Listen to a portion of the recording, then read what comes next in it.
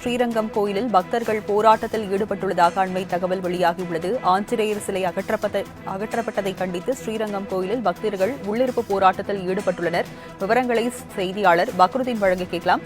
பக்ருதீன், இந்த போராட்டம் குறித்த விவரங்களை பதிவு பண்ணுங்க.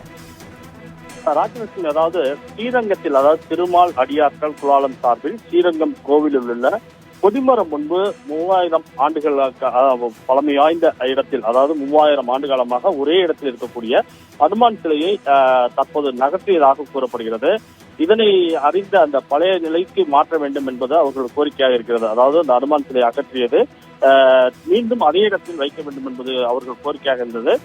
மூலவர் ரங்கநாதர் சிலை பாதத்தை சீரமைக்க வேண்டும் என்பது கோரிக்கையை வலியுறுத்தி ஸ்ரீ ராமானுஜ திருமால் அடியார்கள் குலாம் சார்பில் திடீர் போராட்டத்தில் என்பது அந்த பகுதியில் ஈடுபட்டனர். திருமால் அடியார்கள் குலாலத்தைச் சேர்ந்த 200க்கும் மேற்பட்டோர் ஸ்ரீரங்கம் கோவிலில் உள்ளே திடீர் போராட்டத்தில் ஈடுபட்டதால் சிறிது நேரம் பரபரப்பு ஏற்பட்டது.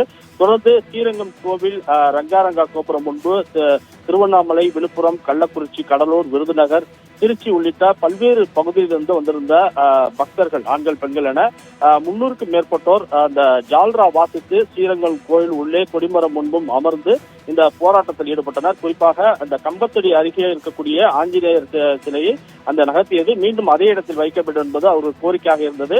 தொடர்ந்து காவல்துறை தரப்பில் பேச்சுவார்த்தை நடத்தப்பட்டது. அங்கு வந்து வருகை தந்த காவல்துறை துணை ஆணையர் டிசி அன்பு அவர்கள் தலைமையில் பேச்சுவார்த்தை என்பது நடத்தப்பட்டது. தொடர்ந்து, அதாவது இந்து சமய அறநிலையத்துறையின் சார்பிலும் இந்த கோவில் இணை ஆணையர் நடத்திய பேச்சுவார்த்தையின் சார்பிலும் தற்போது 2 வார காலத்தில் அந்த உரிய விளக்கம், அதாவது அந்த ஆஞ்சநேயர் சிலை நகர்த்தப்பட்டதற்கான உரிய விளக்கம் அளிக்கப்படும் என உத்தரவாதம் அளித்ததை தொடர்ந்து தற்போது இந்த போராட்டத்தை கைவிட்டிருக்கிறார்கள். தொடர்ந்து அந்த பகுதியில் பதட்டம் ஏற்பட்டது.